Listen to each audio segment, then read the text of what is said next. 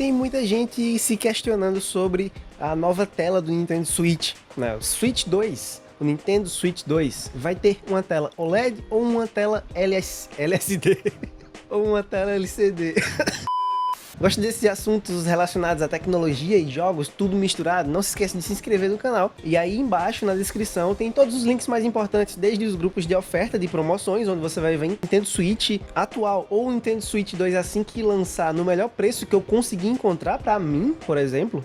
O que eu encontrar pra mim vai ser o que eu encontrar pra vocês. E é isso, bora deixar de enrolar e vamos falar logo sobre LCD e OLED. Quais são as coisas que mais importam numa tela e quais as possibilidades da Nintendo colocar ou a IPS ou a OLED no próximo console dela. Primeiro de tudo, a gente precisa entender como funciona cada um dos painéis, quais são as tecnologias envolvidas entre eles.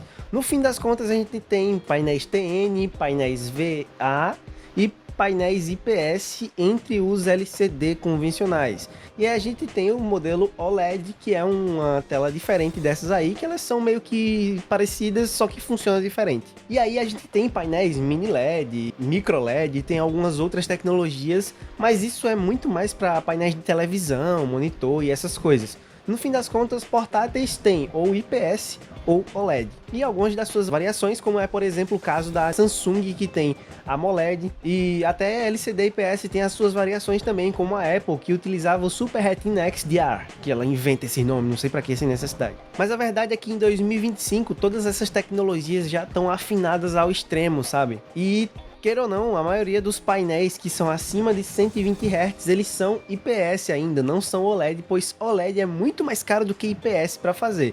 E a gente vai chegar no preço mais um pouquinho para frente. O que eu quero chegar aqui no ponto mais específico é: vai ser ruim se a gente tiver um painel IPS no Nintendo Switch 2? Eu vou adiantar a resposta aqui e dar um spoiler. Não vai ser tão ruim assim. É que é muito mais fácil fazer uma tela IPS funcionar num console portátil pela acessibilidade e pelo valor. Tipo, ter o melhor painel IPS é muito mais barato do que ter um painel OLED mediano, sabe? E isso não é, Pablito tirou isso da cabeça dele, não, é só o óbvio mesmo, é só você ver o seu monitor. Para você ter um painel OLED com 4K, por exemplo, você vai pagar pelo menos o dobro de um preço de um painel IPS que tem a mesma resolução. Isso vale para televisão também, vale para uma série de telas diferentes, inclusive para o seu smartphone também. É só você comparar um painel OLED de um smartphone de entrada com um painel OLED de um smartphone topo de linha, a diferença é discrepante da qualidade. Às vezes é melhor você olhar para um painel IPS de qualidade alta do que um OLED de qualidade ruim. E eu garanto isso, porque eu já vi na minha frente a diferença que causa isso aí. No fim das contas, as maiores diferenças entre um painel IPS e um painel OLED é a fidelidade de cores para o painel IPS e o contraste para o painel OLED. E essas são as maiores das diferenças e as que eu quero pontuar aqui. O painel IPS ele é preferido inclusive por alguns artistas porque ele tem justamente essa propriedade de ter a maior fidelidade de cores, por mais que o preto não seja exatamente o preto, e sim um cinza escurão. E o painel OLED ele é mais preferido pelas pessoas em si, porque nossos olhos eles gostam mais de contrastes mais fortes, por mais que eles sejam meio surreais às vezes. Mas na questão do OLED, o preto é preto mesmo, sabe? Ele não é um cinza escuro, e isso dá uma profundidade melhor, dá uma melhorada bem forte assim, dá um punch, dá uma perspectiva completamente diferente à percepção de cores do painel. E isso não quer dizer que é bom ou ruim, não quer dizer que é melhor do que o outro. Cada um tem seus pontos fortes e seus pontos fracos. Tem um exemplo do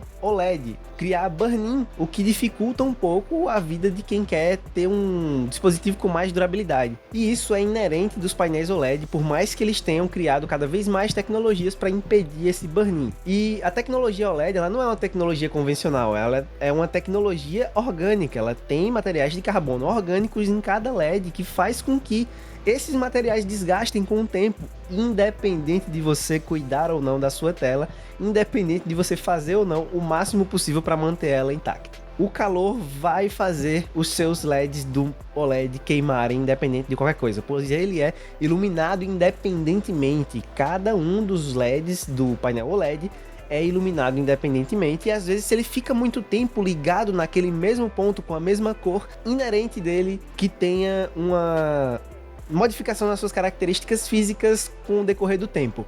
Não tem o que fazer. Assim, é inevitável, sabe? Que nem o Thanos. O painel IPS já funciona um pouco diferente. Ele cria algumas características até que semelhantes em determinados casos, mas isso já ficou no passado e, tipo, lá bem antes de 2017. É tanto que é muito difícil você encontrar alguém reclamando de painéis IPS hoje em dia. É um painel que é muito fechadinho, muito redondinho, a tecnologia já funciona. Ele dá menos trabalho, sabe? Dá menos dor de cabeça. E essa tecnologia tá evoluindo muito rápido, a tecnologia do IPS. Afinal, ela é uma das melhores para ângulo de visão e uma das melhores para brilho ainda. Coisa que o painel OLED ainda não tem. O painel OLED ele não tem um brilho tão interessante assim para quem joga portátil, por exemplo. Porque o portátil você vai levar para qualquer lugar, sabe? E o painel IPS ele tende a ter mais brilho do que o painel OLED, pois ele é uma iluminação constante no fundo da tela entre as camadas de polarizador. Enquanto o OLED é já o LEDzinho na frente mesmo, não tem camada de nada, é o LED que brilha ou apaga. O ângulo de visão de ambas é perfeito, é ótimo se for um painel de qualidade.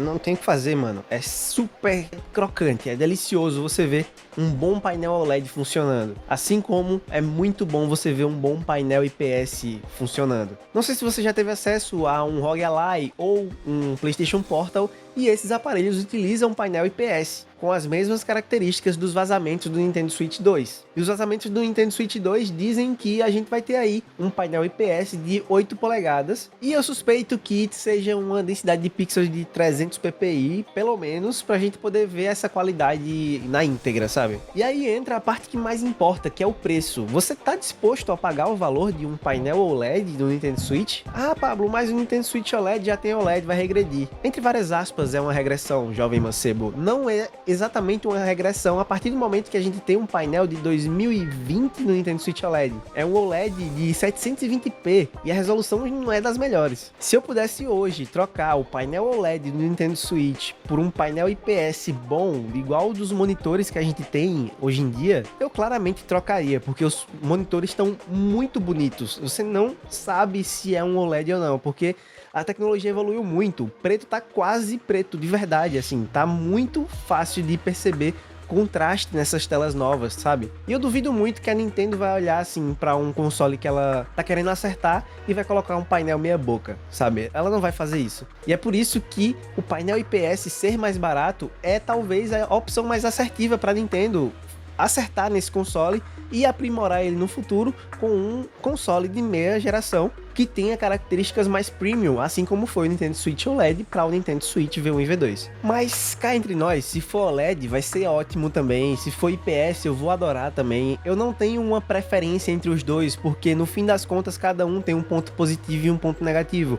Um é contraste, o outro é fidelidade de cores, um é a melhor taxa de resposta no caso do OLED, no outro é o melhor valor, o melhor custo-benefício, e isso fica obviamente a cargo da desenvolvedora, né, da empresa, fazer o que ela acha mais viável, o que ela acha melhor, e cabe da gente aceitar ou não essa situação, né? A gente vai responder nas urnas, a gente vai responder comprando ou não o dispositivo. Mas eu duvido muito que as pessoas olhem a tela IPS, assim como é, por exemplo, no ROG Ally e no PlayStation Portal, e assim, vão dizer, ah, é ruim.